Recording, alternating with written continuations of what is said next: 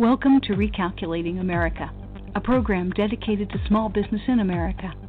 Recalculating will help you, the American small business owner, build a new business or help you to grow your existing one. Each week, experts will give you useful information about starting your new business, and you will hear from professionals selected to help you grow your business. Your hosts are Don Mazzella and Dan Perkins. Don Mazzella is the editor-in-chief of the Small Business Digest and has many years of experience helping small businesses build and grow their businesses. Now he is sharing his ideas with you over the air. Dan Perkins is a registered investment advisor with 43 years' experience in managing money. He specializes in helping small business owners make their money work as hard as they do. Now, your host, Don Mazzella and Dan Perkins. Good evening. This is Dan Perkins, and I'm your co-host along with Don Mazzella in Recalculating America, a program dedicated to helping small business leaders increase their profits. We draw our name from a best-selling book which features contributions of more than 100 presidents, experts, and leaders, all of whom offer ways to grow your small business. Don? Well, you know, Dan, today I'm especially pleased. We have to me, one of the most exciting guests, because she has a way for us, you and me, and small business leaders to look at themselves and better understand how to manage other people. Kathy Kolbe joins us here. Kathy, welcome to the show. Thank you. Pleasure to be with you. Kathy, we obviously want to know you about your program and what you do, but right now it's important for us to learn a little bit more about you. So tell us how you came to be an entrepreneur. I was born an entrepreneur, and that's one of the things I know about people now is through the assessment program I have, I can see what human instincts are and how we were born to be. What is the internal drive? What are our instincts? So from the time I was a little kid, I was concocting solutions for problems and trying to help people and trying to develop programs at preschool. But I think the real start of this particular work I'm doing was when I started looking at my dad's work, because he was the Wonderlic of the Wonderlic personnel test. And the NFL is still using this test, a lot of businesses, to make selections for players and people in businesses. And I kept saying, but Dad, that's about how smart you are. And I know a lot of smart people I wouldn't want to work with. And I was always interested in how do people get things done, not just how smart they are. And he egged me on, and I created a business around my ability to assess just that. Well, you know, let me, if I might ask a question about that, and it is, are you saying that entrepreneurs are born, they're not made? That's exactly right. Salespeople are born, not made, and so are surgeons, so are engineers. We are born with purpose. We are born with a set of instincts that gives us our modus operandi. And I'm the first person who figured out how to measure that. And it's a part of the brain that is different from your intellect or IQ, different from your social style or personality, has nothing to do with your personality. It is the instinct or conative part of the brain. And I happen to have become the leading expert on that because of the research. I've got over 1 million case studies, and I know people are born to be who they are. You need to know that and use it, and the world hasn't told you that. Science has really done a lot of harm by telling people there were 2 parts of the brain when there are really 3. What's the third? It's this instinct. It's the conative part. Okay, so is it genetic? Is it if your father was a doctor, you're going to be a doctor or not? Absolutely not. So this is take your kid to work day. Well, yeah, but don't do it because your kid should be just like you. It's just absolutely, there's so many myths. We are born to be who we are, and it is individual to the person. It is not inherited. So when did you start this business? Over 40 years ago. 40 years Kolb ago. Corp. Yeah, and that's why the book that we've written, Business is Business, is able to take the long view of how to work in a family business. Because I started my own entrepreneurial business 40 years ago. After about a dozen years, it became a family business when my husband came into the business. And then later, 2 of my 5 kids came into the business. But we went through all kinds of trial and error because there were no books, there were no lessons on do it this way, not that way. So we have to create it. We, being my daughter, Amy Bruschi, and I, have written the book Business is Business to help people not have to go through the pain we went through, but to have the joy of working in a family business. So if a person takes your quiz, and I understand my co-host, Mr. Mazzella, took your quiz, will it help him figure out what he should be doing, or just helps define who he is? Both. Both. What I know about Dan is he is extraordinarily innovative. He is a guy who over a lifetime would have come up with so many new and interesting ideas. And being on talk radio is a wonderful thing for him because he deals with the spoken, articulated ideas, not the written word as much. He is a person who is meant to be a communicator. He is not meant to be an organizer, and we talked about that. He is just not. And he's also not meant to fix technical things. Do the technology for this guy, Dan.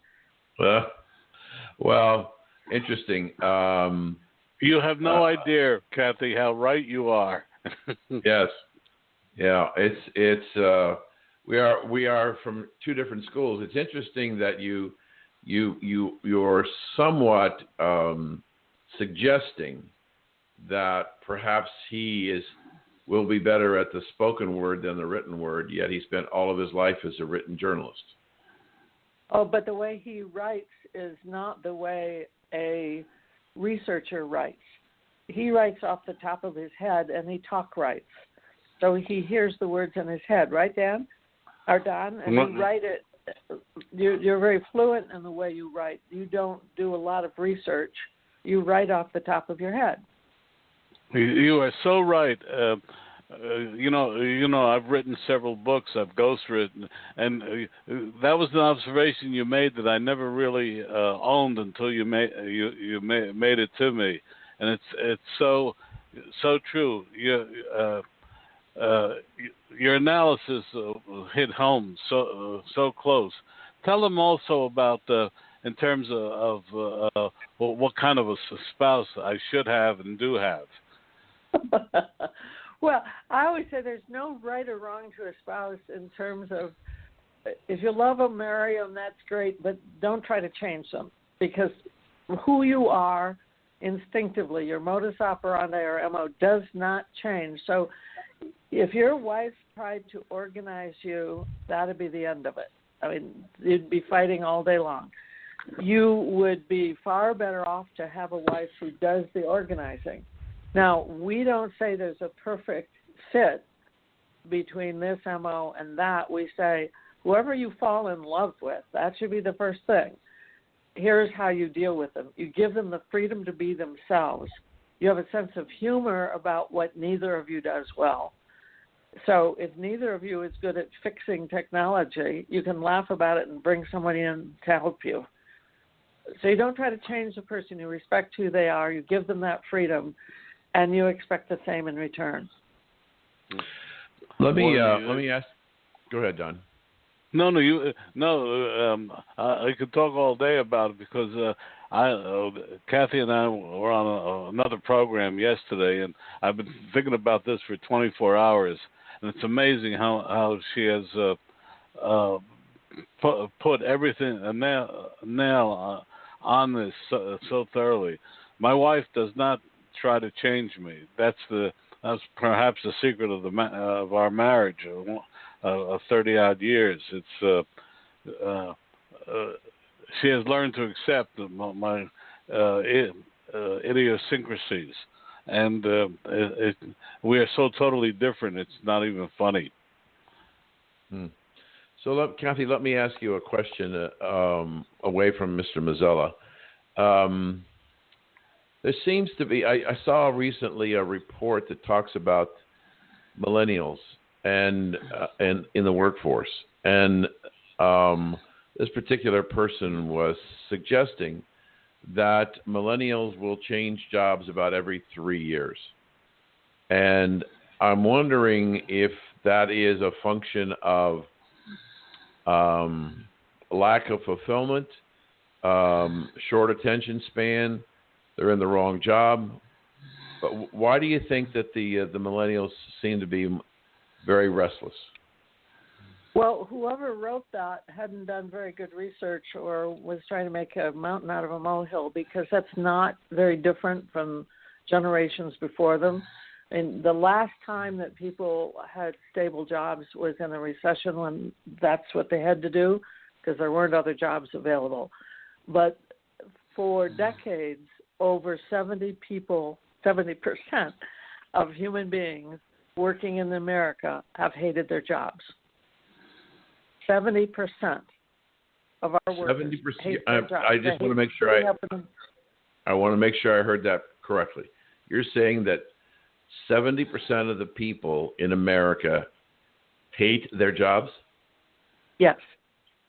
And that is why people move to another job. Unfortunately, the career advice has been stupid. The schools don't know how to do it. They base it on interests.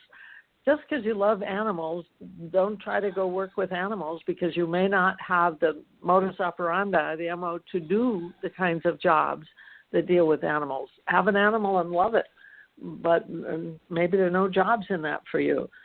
So what we do, because our whole work is about trying to match human beings to what they do well and hope that they will succeed through the logic of having the freedom to be themselves, we have a career program called APT Careers, and we match people according to the MO of the job and their MO and get a fit where they can stay there and be very productive and fulfilled. Most people are not in jobs they find purposeful or fulfilling. That doesn't happen. That's not new with millennials. That data has been the same for decades. So whoever wrote that just hadn't done their homework. Okay. I remember my own situation. I was a young man, and I was doing exceptionally well from a financial standpoint, but was in constant battle with management where I was working. And I happened to be working as a volunteer on a civil rights council in Columbus, Ohio, and the head of the council was an employment psychologist. And he said, we should probably do a battery of tests, and perhaps similar to what you do, figure out what you're good at and who you are from a personality standpoint. And I had a job making very good money and was out looking, and I had a chance to get a district manager's job for Pitney Bowes, and this was in the early 70s at $30,000 a year, or I could take a job as a broker for Merrill Lynch with a starting salary of $12,000 a year. He said, take the job at Merrill Lynch. And I said, it's a hell of a pay cut. He said, I'm not worried about the pay cut because you'll do well, but you have mobility. You have vertical mobility that because you can capture about 90 to 95% of what you need to do a job successfully in about 2 years, and after 2 years you start to get bored.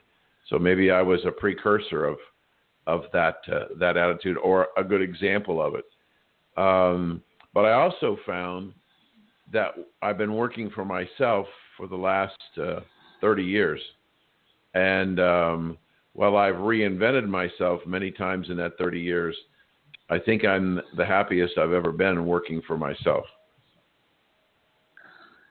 Yeah, that guy back in the 70s wasn't doing anything like what I'm doing because he didn't know about conation.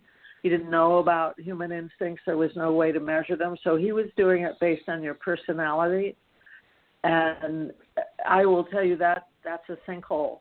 A whole lot of people get involved in sales or places where they can make more money, and they have the personality for it. But if you don't have the MO for it, if you don't have the natural ability, it won't work. In your case, it worked out pretty well, but it hasn't worked out pretty well for 70% of people, because that's the kind of thinking that doesn't work. If you tie it to social style, personality, money, and he was right not to tie it to the immediacy of money, but anytime you talk to someone about this is a good thing for you because you will make more money in your life doing it, that is not a person whose advice I would listen to, because most people are not motivated by money.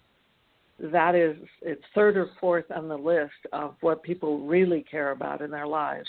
So over a lifetime, the greatest importance in a job is not to get sick because of the stress, not to hate getting up in the morning and doing it. Do something that fits who you are.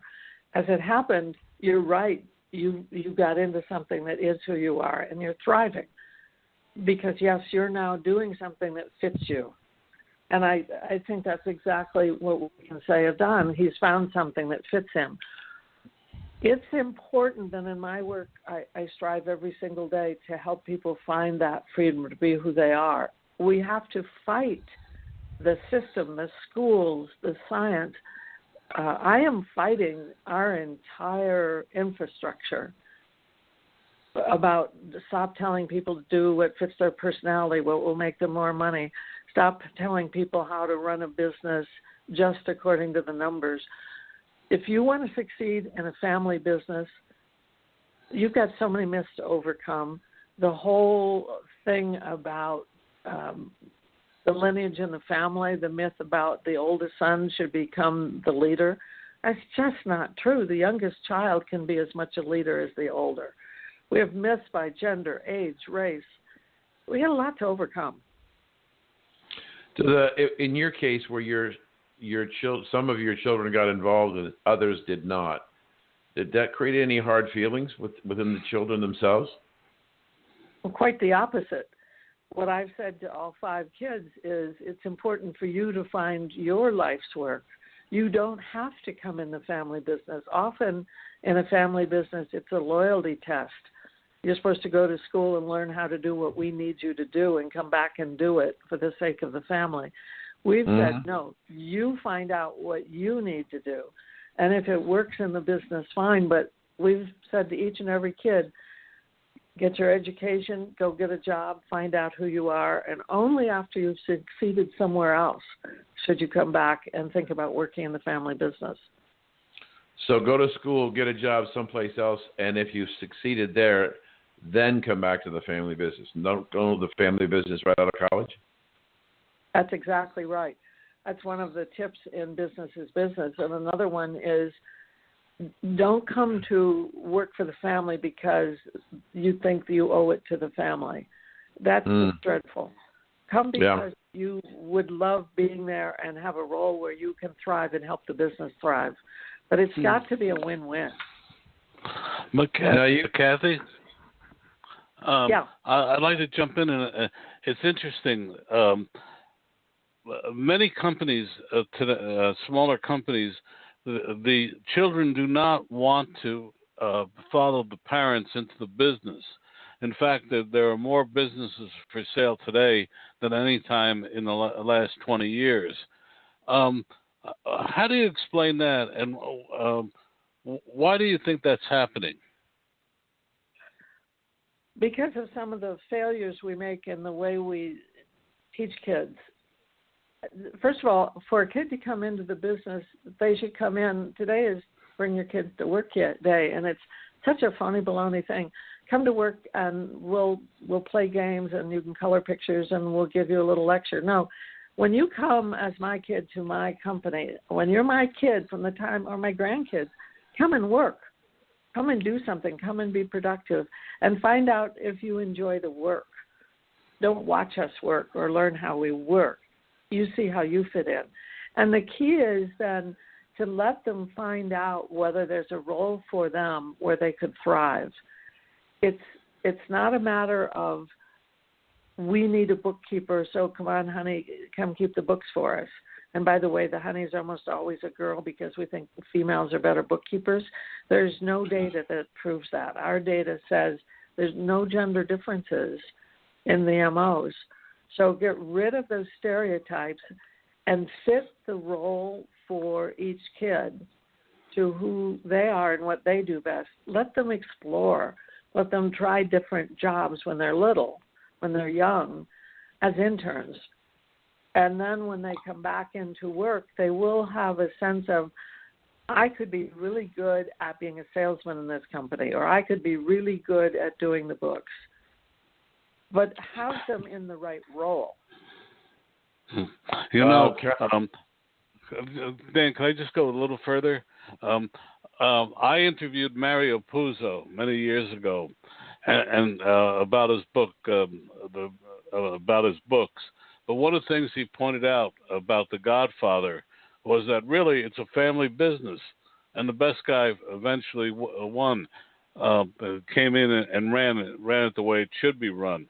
If you think about it, and I'm listening to you, and it's amazing how, when I think about it, how prescient Mario was about this.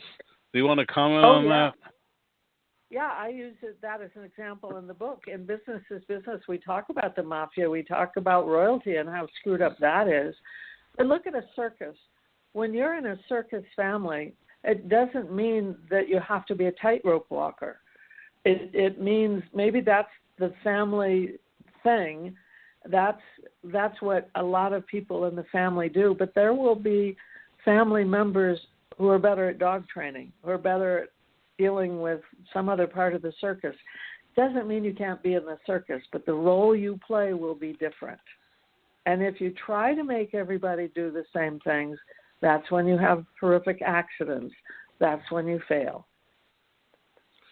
So, Kathy, in the few moments we have left, talk about the test that our listeners could get on your website. We're going to do a link to your website on our website to try and help people get in contact with you. But first of all, give us your web address and then tell us about the test and what does it cost.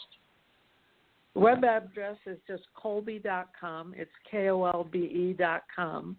And if you add a /@ it'll take you right to the test. It's called the Kolbe A Index. Only takes about 15 minutes to complete. You get 15 pages of information, a whole lot of information about how you should or shouldn't make decisions, communicate, deal with decision making. So I think it's important to know that there's also an audio, me talking to you about who you are. So you can get that there. You can also right there go to the link to buy the book, Business is Business, or you can go to Amazon.com to get Business is Business. If someone is in a family business or thinking about getting in or out of a family business, we wrote this book for you because there's no other book that gives you common sense, do this, don't do that.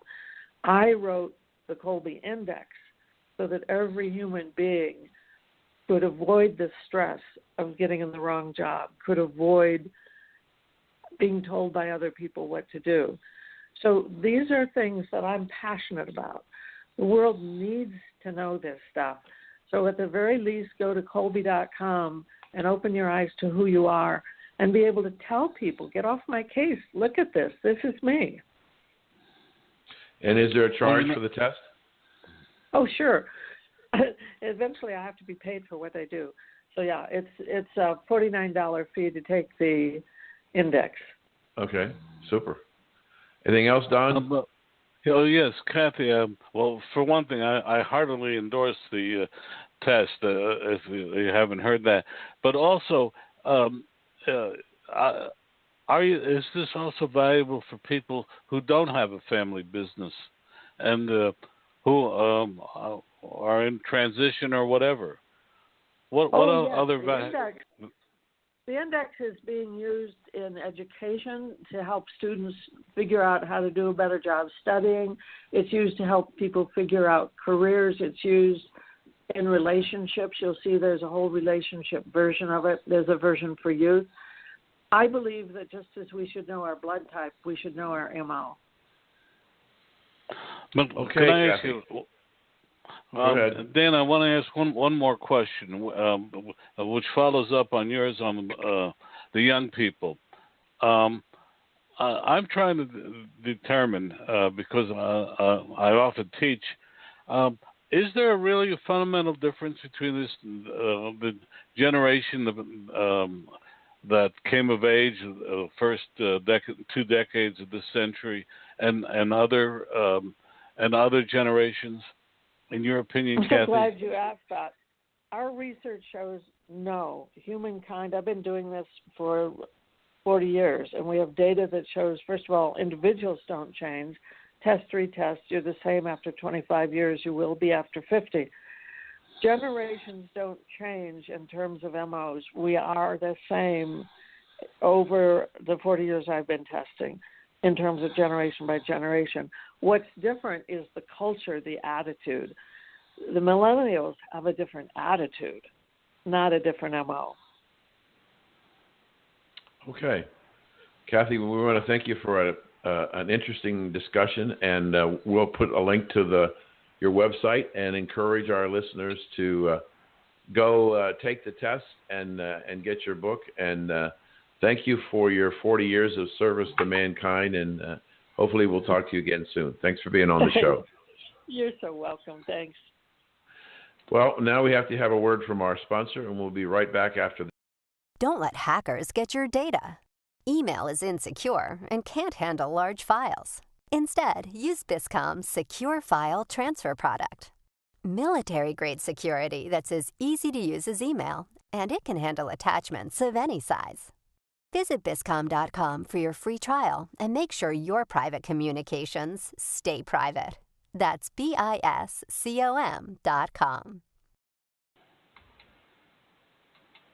Welcome back to Recalculating, a program designed to help you be successful. Now it's time for Money in Motion.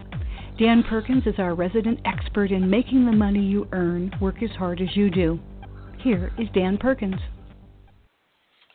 Well, Don, as we were doing this show last week on Thursday evening, the president was getting ready to launch 60 Tomahawk missiles into Syria to take out some of the capabilities of the Syrian Air Force, and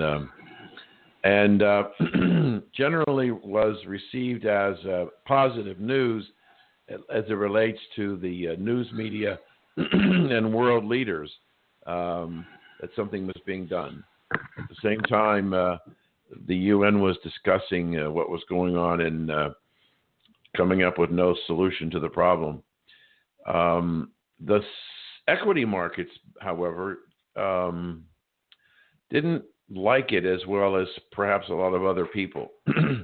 And so there's some concern of the geopolitical impact of what Mr. Trump did in relationship to what's the possibility of expanding the war presence in Syria with boots on the ground.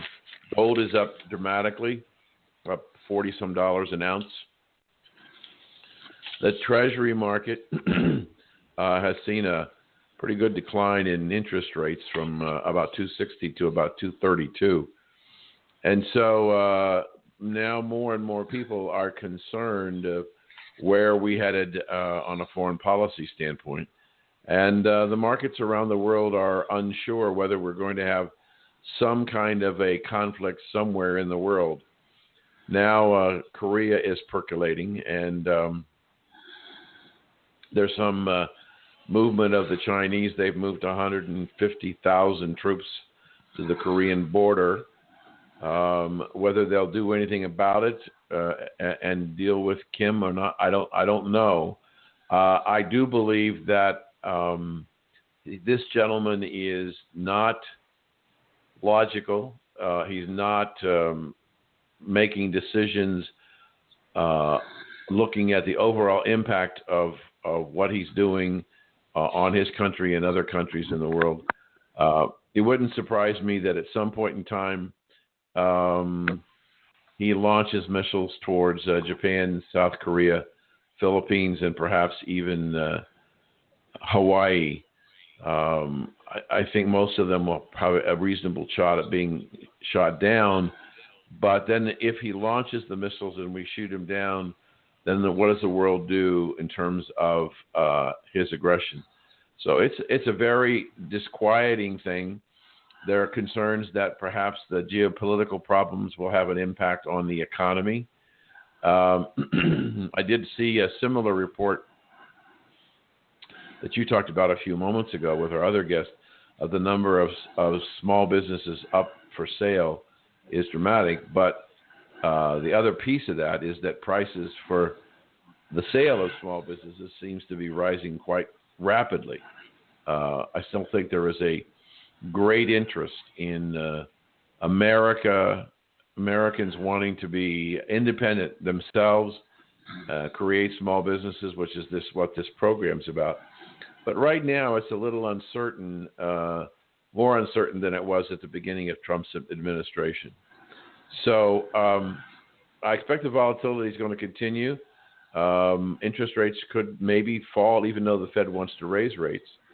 And volatility in the equity markets around the world, subject to shocks based on military and political events that take place around the world. So that's about all I can say right now. We could talk a lot about it, but we need to hear from another sponsor, and we'll be right back after these messages.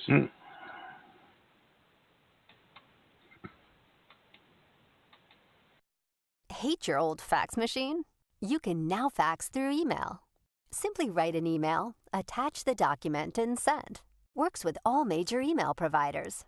Get rid of the noisy and expensive old fax machine and try Biscom's Cloud Fax. Our solutions are great for businesses of all sizes. Visit Biscom.com for your free trial. That's BISCOM.com.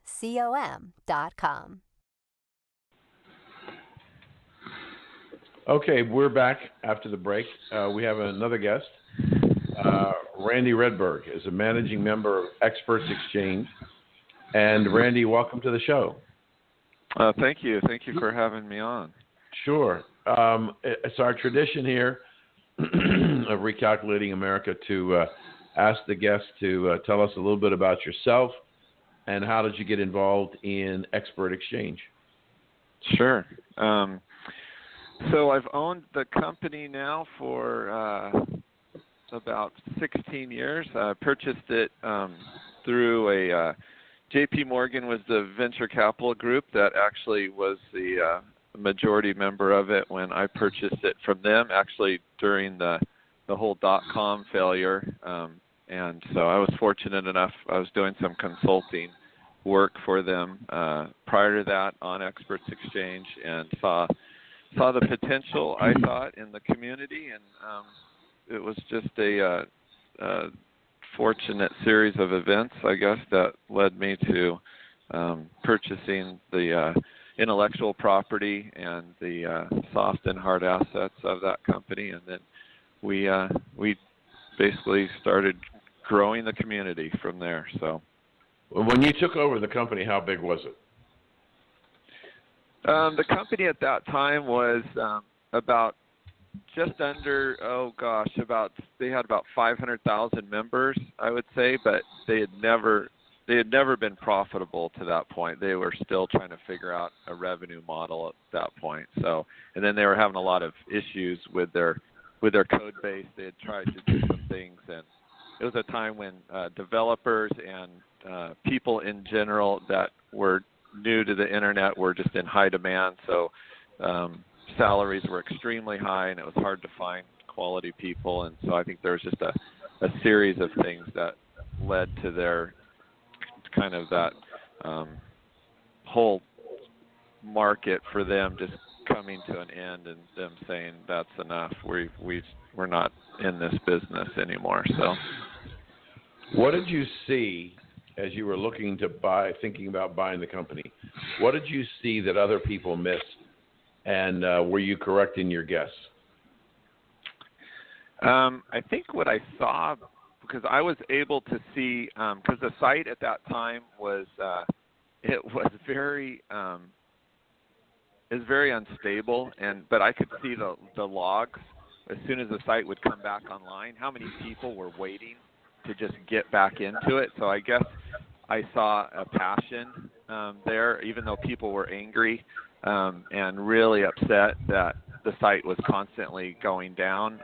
I always said to myself, people don't get angry with things they're not passionate about usually, and so I just felt like there was definitely something there to build upon. If you could go ahead and mitigate those concerns and those issues. So what did you do to turn it around and make the company profitable? How did you put your mark on the company?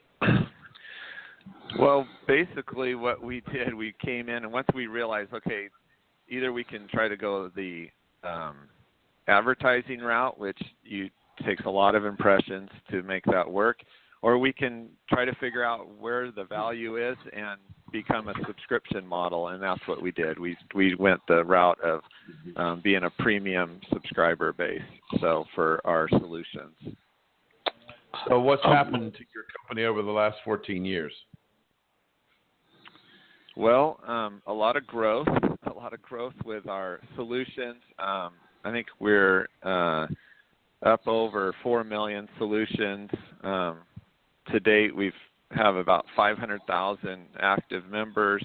And so we just continue to see, obviously, growth in the technology sector.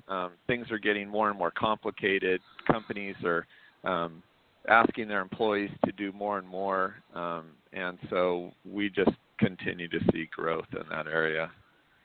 So are you both basically working in technology only? Yes, the site, yes.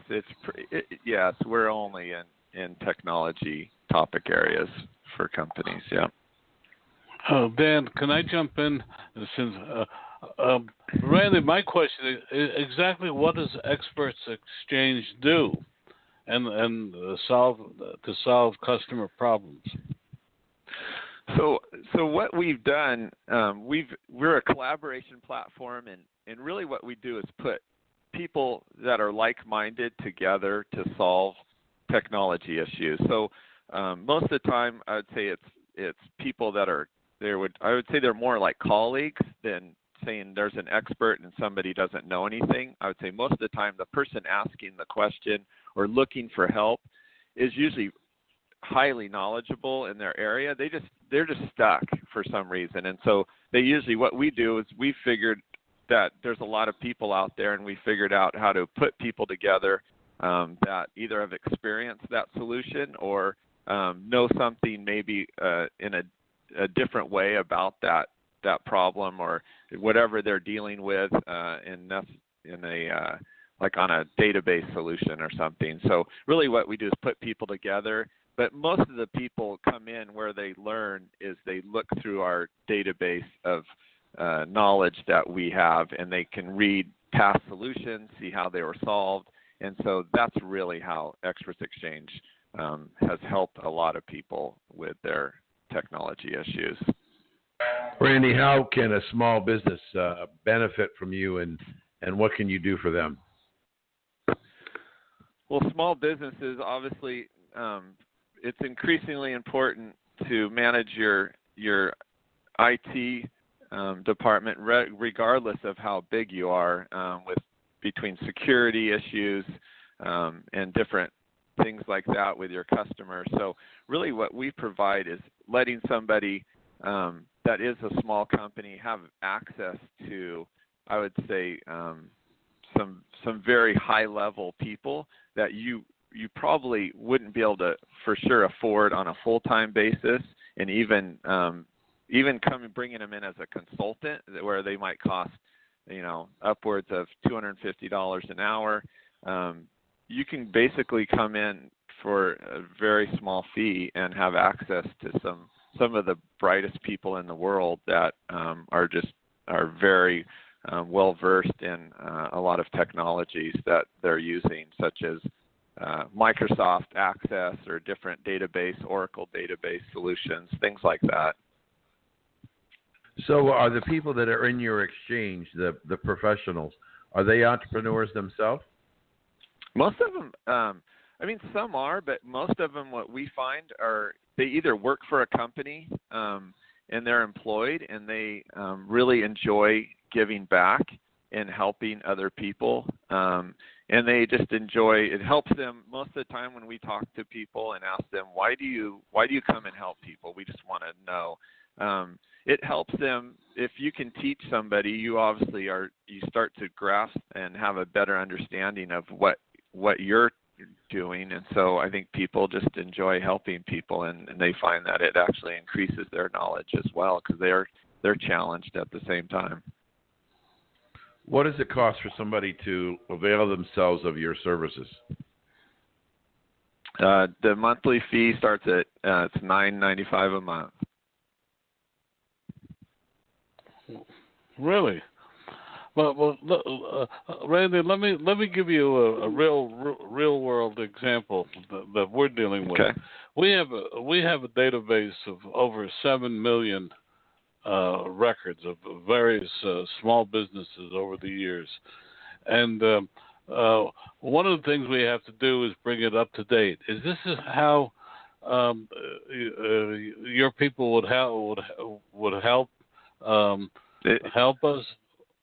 Right, exactly. Yeah, it's exactly people like you giving you some knowledge on here's what we've done at our company, so you benefit from not just somebody, a consultant even coming in and trying to sell you a specific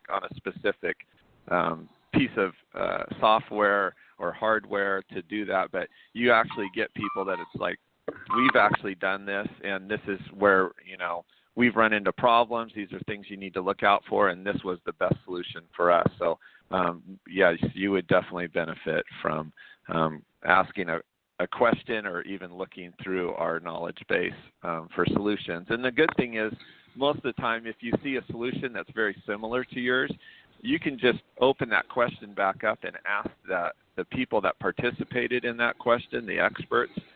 You just say, hey, this is my problem. We have this, and so it might be a slight variation to that, but they'll all jump back in and usually solve that in a pretty quick manner and help you work through that. I want to go back to pricing again. I just get $9.95. I hope that was the right number. You meant $9.95. Yep. No. And is there a limit as to how much time I can spend, or how many people I can contact, or is it just a flat fee? It's a flat fee per month that you're unlimited, so you can ask unlimited solutions, do unlimited searches for that fee. What are people typically searching for? You track the things that are people that are most interested in, or the most questions that are being asked. Do you have any of that information? Sure. Yeah. Most of the questions, I think, center around networking, hardware, database solutions, security, and really now kind of working into cloud type infrastructure solutions. So, we're very heavy in with the Microsoft products, and it kind of breaks down into from Cisco, Citrix, the VMwares, and the Oracles of the world. So that's really kind of where it all falls. So, Randy, I'm an author, and I wrote a trilogy on radical Islamic nuclear terrorism against the United States. And in the first book, Terrorist Perspective, the terrorists are trying to decide where they're going to use the nuclear weapons that they're going to bring into the United States. And one of the scenarios that they talk about is that there are two targets in the United States. One is Microsoft outside of Chicago, which has a building bigger than an aircraft hangar, that at the time I wrote the book had over 300,000 blade servers for backup for the cloud. In order to cool that facility, They had 3 power substations generating the electricity for the cooling system to keep the heat down inside the building. On the other side of the coin, Hewlett-Packard, which had 85 cloud centers all over the world, consolidated them all and brought them into the United States, the biggest one being in San Antonio, Texas. One of the things that was clear to me as I did the research, many businesses are opting to put their corporate data and corporate material on the web. And if we lose the web, we lose businesses. Because if you can't get to your data, you can't do anything. So is there potentially, in your mind, a risk of concentrating so much of the business data of the United States in these cloud server farms? Yes, I think there is. I think there's a tremendous risk. When you see how fast, I think I don't know if you're familiar with Amazon Web Services, but their product, when you see how fast that product's grown and how quickly people have adopted moving into a cloud infrastructure where they don't even keep servers or anything on site anymore because they've made it so easy.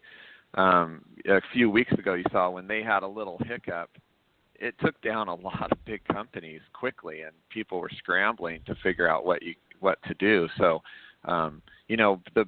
one of the biggest things I think when I first got into this business, you realize that redundancy is critical, and I think that's one thing companies always need to keep in mind is how do you remain redundant? You can't just say, okay, Amazon Web Services is my only provider, even though you might be co-located in different facilities of theirs.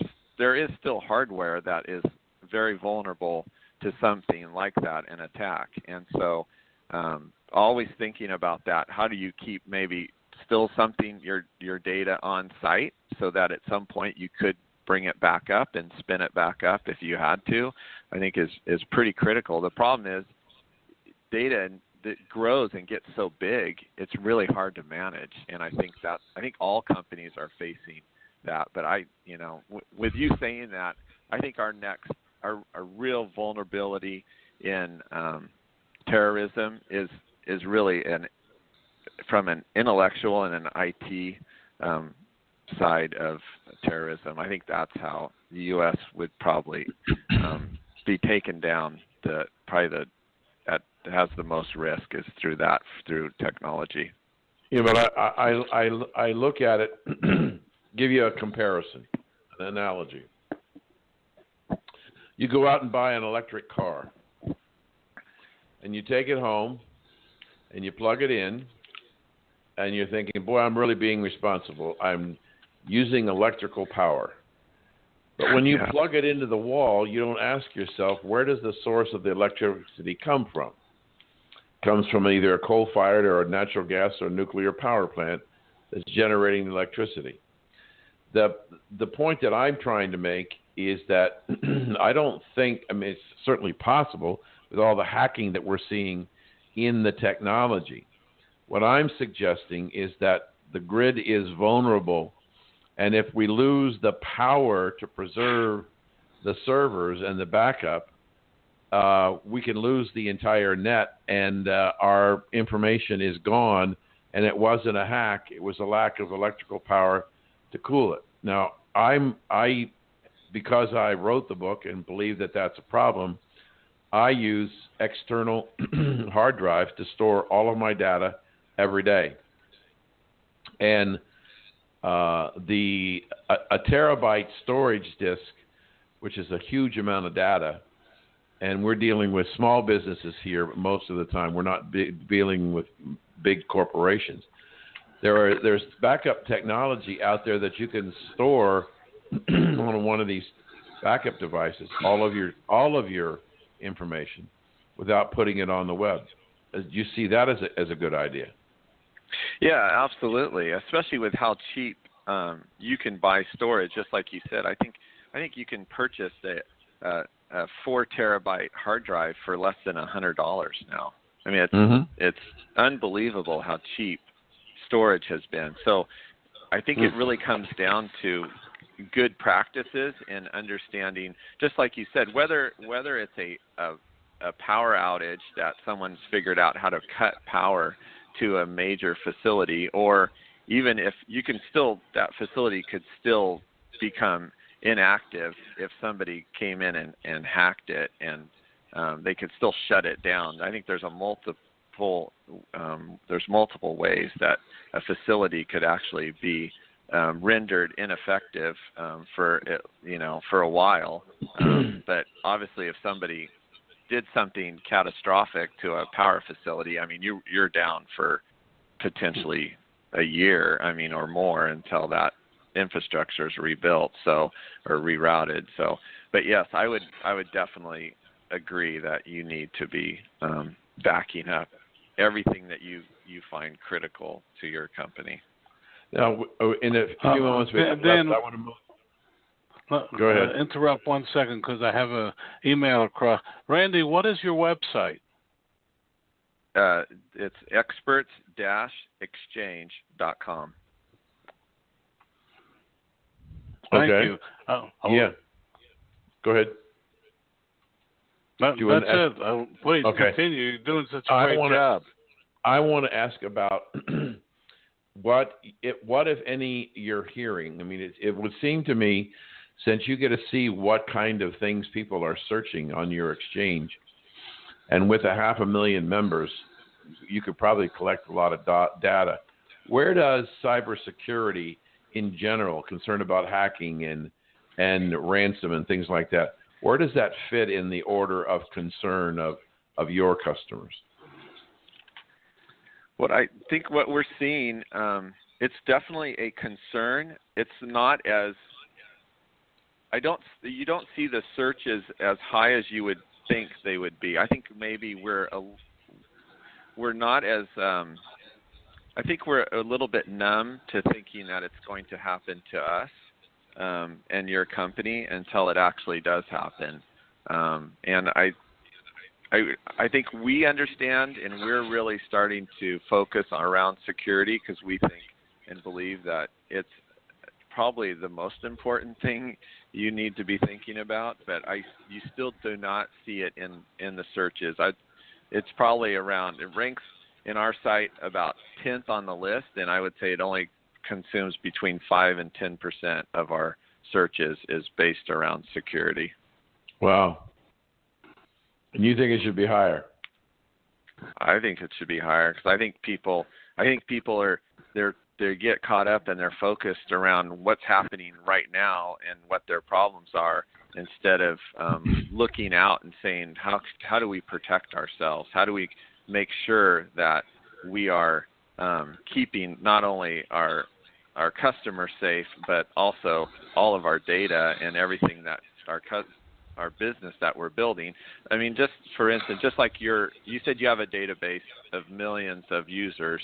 What would happen if somebody hacked that and not only took that, but what if they just wiped it clean and you didn't have that anymore? It'd be pretty heartbreaking, I'm sure, to you. Very definitely. Dan, can I ask Randy a question? Sure. I went to his website, which I found fascinating, and I noticed amongst one of your subjects was XP, which Microsoft stopped supporting a couple of years ago, which threw a lot of people in trouble. Do you get and having talked to a lot of small business people who have a lot of systems running on XP, is that an area that, and that, by the way, that includes us, is that where you get some of your people asking questions and working together? Oh, sure. We get a lot of people coming in that are still using discontinued operating systems. I mean, Microsoft probably gets the most press every time they're winding something down, because they obviously have a lot of people on using them, and so for sure we get a high level of interest in discontinued programs like that and operating systems that people still need help, and there's just after time that's not the new thing, and so people, companies move on, but people don't, and so where do they go and how do they get help and support? So they basically rely on other people in sites like ours for those type of solutions. Randy, you have a new customer, because I'm going to join, because I have great. Part of my of our websites are on a XP based CMS system that Microsoft and the company stopped supporting, and I literally have a computer that I fire up to only to upgrade these sites. And my worry, I have so many questions to ask, but you can rest assured by the end of this weekend I'm going to be one of your people, because we have so many questions on it. Well, Randy, you can be. Go ahead. I just said we just got a couple minutes. I want to broach another subject briefly. Don and I started Recalculating America because we believe that under a Trump administration, there's going to be an encouragement for new businesses to be formed, and more specifically, small businesses to be formed. Where do you see your business going over the next 3 to 4 years, and where do you see business formation going?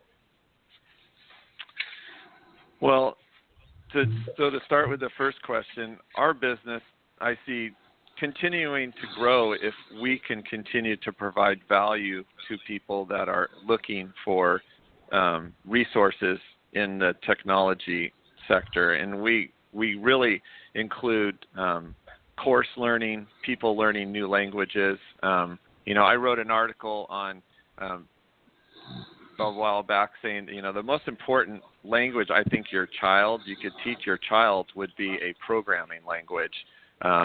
Not necessarily French or Spanish or Mandarin. I'm not saying those aren't important, but what you're gonna see is people are gonna become very very used to just, if I need something, I'm gonna program it. I'm gonna build a small app just to run my house or integrate my appliances with my different lights and do things like that. I think people are just going to start to I think they're just going to be doing more and more in the technology environment and in doing that. And I think really where companies are headed, I don't think you can really survive. There's not too many companies today that can't survive without some sort of internet exposure. And I think that's how people are starting to realize that this is how people want to purchase items. This is how they want to communicate with you. There's all now with the social media factors, but I think if you don't have a comprehensive IT focus, I think your company is going to have a hard time surviving in the world to come. Well, Randy, thank you so much for your time. Give us your website one more time. Sure, it's experts-exchange.com. Thank you for joining us, and we obviously got to pay some bills, so we need a word from our sponsor, and we'll be right back after this message. Great. Thank you. Thank you.